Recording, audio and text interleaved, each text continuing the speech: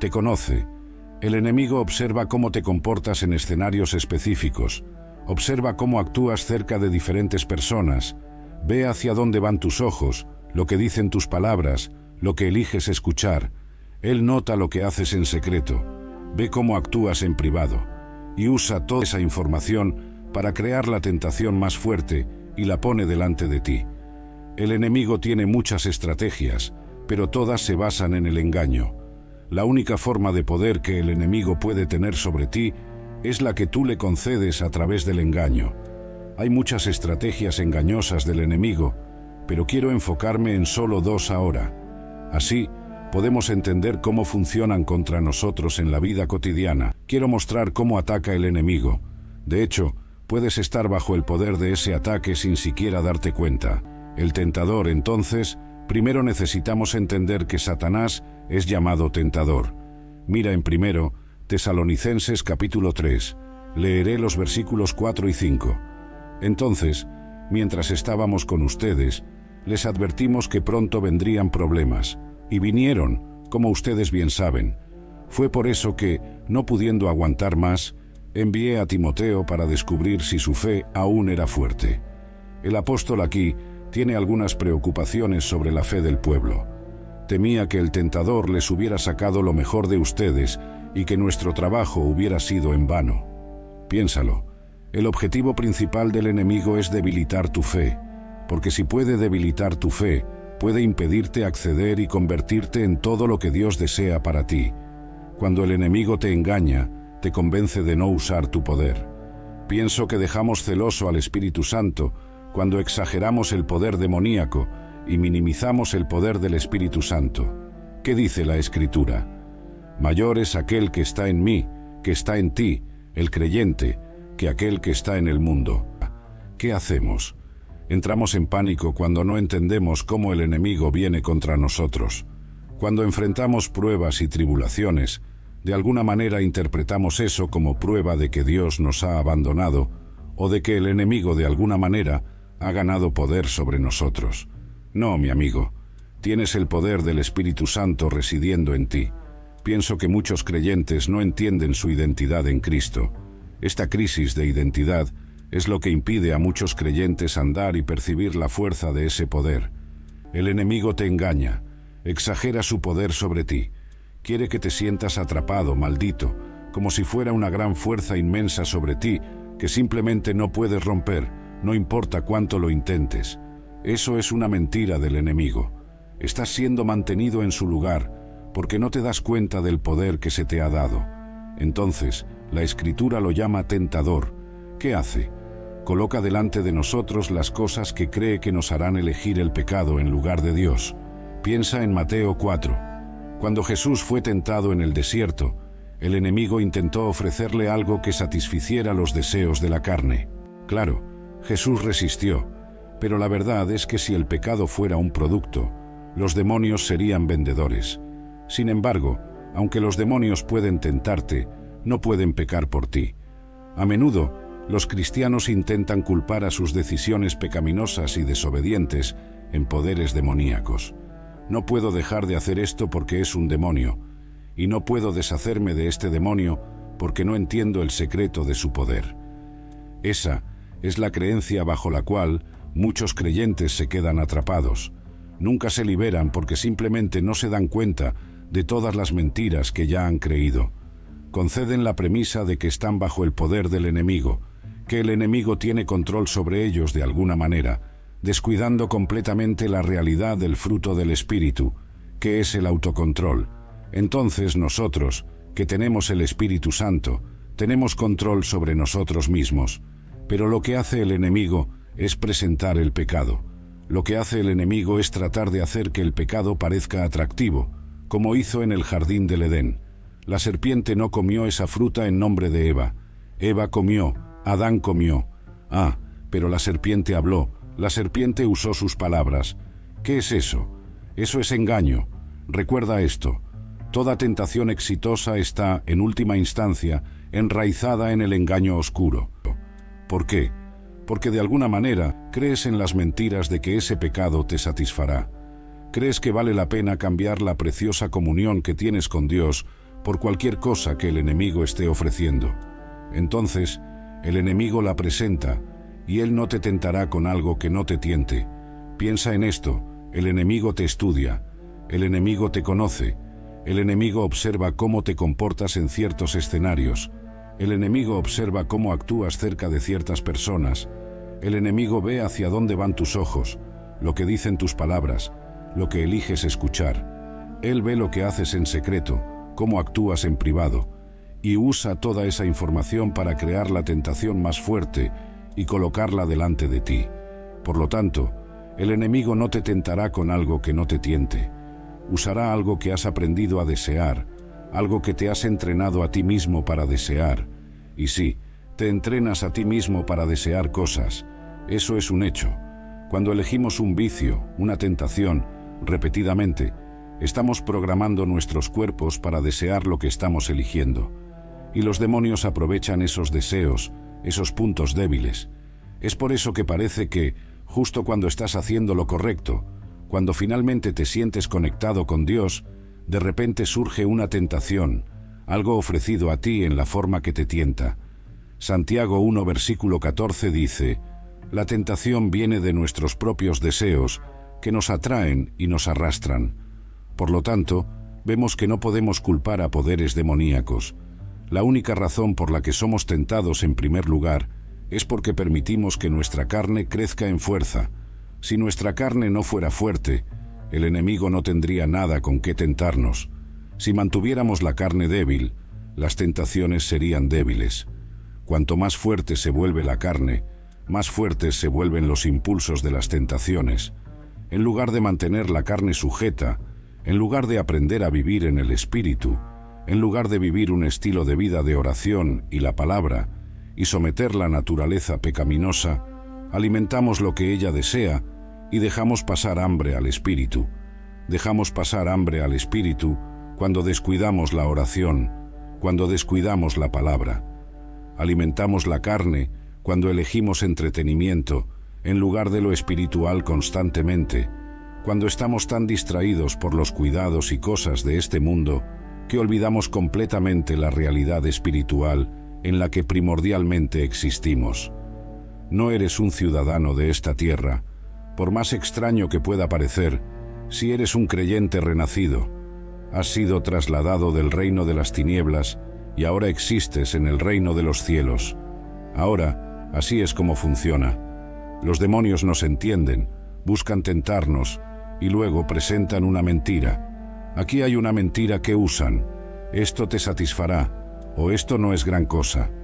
Ahora puede que no lo digas directamente, puede que no lo pienses directamente, pero en algún lugar, en lo profundo, cuando estás cediendo a un pecado repetidamente, en algún lugar, en lo profundo, has perdido ese sentido de urgencia por la santidad, porque, en algún nivel subconsciente profundo, crees en la mentira de que no es gran cosa, o que realmente no te está afectando. Mira, aquí está la realidad. Incluso si nunca te atrapan por un pecado que estás cometiendo en secreto, el hecho es que ese pecado secreto está afectándote a ti y a tu vida, tu alegría, tu paz, y a las personas a tu alrededor de más maneras de las que te das cuenta. Está robándoles a ellos la persona que deberías ser. Entonces, esto te satisfará. Dios no va a castigar esto. No es gran cosa. La presencia de Dios no me está satisfaciendo. Esas son mentiras en las que creemos. O no puedo evitarlo. No hay nada que pueda hacer. Y por cierto, si puedo divagar un poco, esa es una de las mentiras basadas en la idea de que los demonios tienen ese control sobre nosotros. Bueno, no hay nada que pueda hacer de todas formas. Es un demonio. Así que hasta que consiga esa oración especial, hasta que encuentre esa técnica especial, hasta que descubra ese misterio antiguo, no puedo deshacerme del espíritu. Así que realmente no hay nada que pueda hacer. Y esa creencia de que Él tiene control total sobre nosotros es en parte lo que contribuye a que cedamos repetidamente. Y entonces, ¿qué sucede? Comienzas a sentirte atrapado, como un hipócrita. Te conviertes en una persona de doble ánimo. Sientes como si estuvieras alternando entre una persona y otra, y no sabes cuál es el verdadero tú. Y entonces, la acción que se manifiesta de esto es que cedes una y otra vez. Primero, es la mentira. Una vez que crees en la mentira, se convierte en engaño. Esto lleva a sentimientos de estar atrapado, ser un hipócrita, tener una mente doble, condenación, culpa, vergüenza, y esto agrava el problema. Entonces, cuando sientes condenación, culpa y vergüenza, ¿qué haces? Te alejas de Dios. Al alejarte de Dios fortaleces la carne, y adivina, ella gana más poder para pecar, y entonces vives en ese estado de hipocresía, pecando más y más. ¿Y qué resulta de ese pecado constante? Bueno, formas un hábito. ¿Y qué se convierte ese hábito? Ese hábito se convierte en un ciclo de vida donde 6 meses lo haces bien, 2 semanas vuelves a pecar, luego 2 semanas lo haces bien, y entonces 6 meses vuelves a pecar. Esto va y viene y pasas por ciclos. Cuando pensaste que estabas libre, estás de vuelta en el mismo punto. ¿Por qué? Porque cuando finalmente te liberas, no estás viviendo de una manera que mantiene la carne sujeta. Muchos creyentes no se dan cuenta de que, una vez libres, deben continuar caminando en sumisión a Dios para mantenerse alejados de esa tentación. Entonces, ¿qué comienza a suceder? Un estilo de vida secreto, hábitos pecaminosos, conciencia culpable, te sientes distante de Dios. Quiera que sea la manifestación del pecado, tenemos problemas con eso, y se vuelven habituales en nuestras vidas, y nos sentimos atrapados. Aquí está el problema. Estás tratando el síntoma. Quieres tratar el hábito en sí, y deberías. Quieres tratar el pecado en sí, y deberías. Al mismo tiempo, descuidas la raíz, y no deberías descuidar el tratamiento de esa raíz. Debes tratar no solo los resultados, sino también la raíz, no solo el síntoma, sino también la fuente, no solo el pecado, sino la causa del pecado. ¿Qué es eso? Es la mentira en la que crees. Vuelves ahora a la decepción, vuelves ahora a este lugar donde te das cuenta. Dios mío, estoy creyendo en una mentira. Puede ser que creas que el pecado te satisfará. Puede ser que creas que no tienes elección, que tienes que pecar. Puede ser que creas que no es gran cosa. Puede ser que creas que nunca te librarás de él, así que podrías ceder de vez en cuando. Estas son las mentiras que te mantienen atrapado, y en última instancia, toda esa entrega a la tentación está enraizada en ese engaño. La tentación es una forma de engaño, porque primero debes cuestionar la palabra antes de contradecir la palabra con tu estilo de vida. Por lo tanto, en algún lugar allí dentro, estás creyendo en una mentira. Si estás atrapado, hay una mentira en la que crees. Punto final. Jesús dijo: «Conoceréis la verdad, y la verdad os hará libres». Entonces, si estoy atrapado, hay una verdad en la que todavía no he creído. Sin embargo, las personas de nuevo solo quieren tratar el exterior, quieren tratar el hábito en sí, cuando necesitan mirar hacia adentro y decir: «Ok, ¿cuál es la mentira en la que estoy creyendo?». Y aquí es donde entra el arrepentimiento.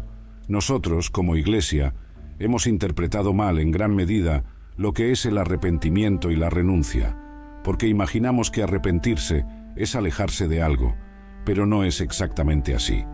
No me malinterpretes, estoy totalmente de acuerdo en que debemos alejarnos del pecado, pero alejarse del pecado es renunciar al pecado. Arrepentirse es cambiar de opinión. Es un cambio de mente que resulta en renuncia, en abandono, en alejarse del pecado. Pero muchas personas intentan alejarse del pecado antes de cambiar de opinión sobre el pecado. Entonces, ¿cómo es el arrepentimiento? Bueno, arrepentirse parece esto: «Señor, estoy de acuerdo en que este pecado es incorrecto. Estoy de acuerdo en que es incorrecto en todas las formas, en todas las medidas. Y estoy de acuerdo en que debe desaparecer de una vez por todas», hasta que llegues a ese lugar donde reconoces que esto te está destruyendo, ya sea que te des cuenta o no, y de cualquier manera, está contradiciendo la naturaleza de Dios. Una vez que estés de acuerdo con Dios en que esta cosa tiene que irse, que esta cosa tiene que desaparecer en todas las formas y para siempre, bueno, ahora te has arrepentido. Una vez que realmente crees en eso, te has arrepentido. Una vez que te arrepientes, entonces puedes renunciar. ¿Qué es renunciar? Renunciar, amigo mío, no es tomar una lista así y decir: renuncio a esto, renuncio a aquello, renuncio a aquello. Quiero decir, puedes hacer eso si quieres, no hay nada de malo en eso, pero eso no es lo que es renunciar. Renunciar es abandonar, es realmente alejarte del pecado. Pero muchas personas intentan alejarse del pecado antes de cambiar de opinión sobre el pecado. Entonces, se quedan atrapadas en una batalla consigo mismas. Es por eso que tienes que llegar al punto de eliminar toda la decepción con la ayuda del Espíritu Santo. Identifica la mentira raíz. ¿Qué creo sobre el pecado que le da a mí y a mi carne permiso para ceder a él? ¿Qué creo sobre el pecado que le da a mi carne permiso para involucrarse en él? Una vez que has identificado esa mentira, ahora puedes realmente renunciarla. Por lo tanto, esta es la tentación. Es uno de los ataques de hoy. Ahora observa esto. Y por cierto, y Corintios 10, versículo 13, deja claro que Dios provee una salida. Eso es escritura. No hay tentación que venga contra ti de la cual Dios no haya provisto una salida. Por lo tanto, estamos sin excusas aquí. Aquí está la verdad. Nadie elige pecar por ti, solo tú. No, no es un espíritu pecando por ti. No es una fuerza demoníaca obligándote a desobedecer a Dios. Tenemos que madurar, y si no creces más allá de esa mentalidad, nunca serás libre. Escúchame decir esto de nuevo. Si no creces más allá de esa mentalidad, no puedes ser libre. ¿Por qué?